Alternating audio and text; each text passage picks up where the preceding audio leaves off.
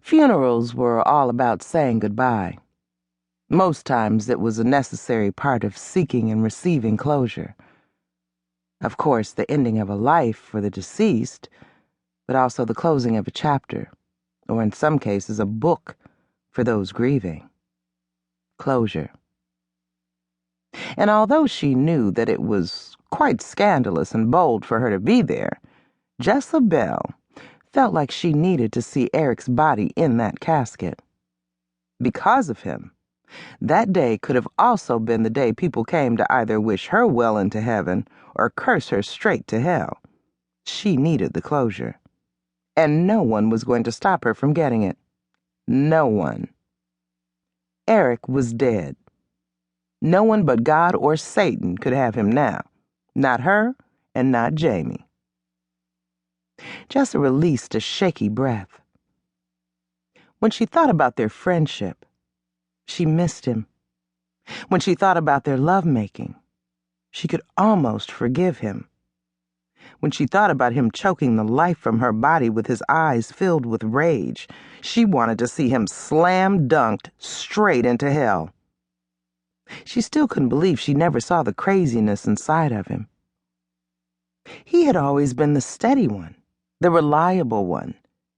Even when she couldn't depend on her husband, Mark, because he traveled frequently for business, she knew she could call on Eric.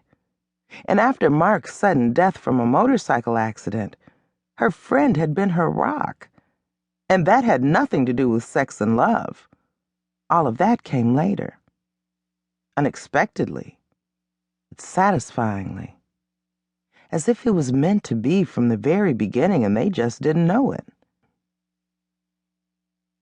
If I knew it would all end like this, I never would have crossed that line. Jessa squinted her eyes as she looked at the crowded parking lot of the church, and then turned her head to take in the small group of news reporters standing outside the fence with cameras rolling. The murder-suicide attempt had rocked the small, affluent town and dominated the news for the last week.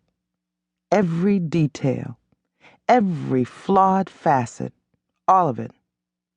Even down to the message she sent to her 3 friends, taunting them all about running away with one of their husbands.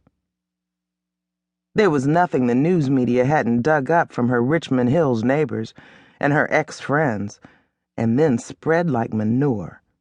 Her name and image had been splattered all over the newspapers, internet, and television. Thank God they have a good picture of me. With one last breath, Jessa slid on her oversized designer shades before opening the door to her cherry-red Jaguar to climb out, smoothing the severe cut of the pencil skirt she wore with a sheer black blouse with long balloon sleeves and a mandarin collar. It was the end of summer, but the temperature was still in the mid-80s. She suffered the heat with the collar of her blouse to cover the bruises that had darkened to an ugly purplish color. Pushing her jet-black hair behind her ear, Jessa made her way toward the church on her 5-inch heels, tucking her clutch under her arm. She felt some fear and anxiety as she neared the small crowd of people slowly entering the church. This was a bold and brazen move, she knew that.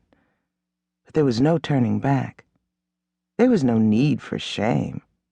Everyone knew. Everyone judged. But still she had to live. There was no need to hide. I am a victim in all this.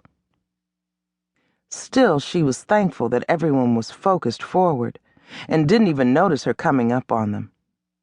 "Excuse me, Miss Bell? Miss Bell!" Jessa stiffened as the news reporter began calling out her name.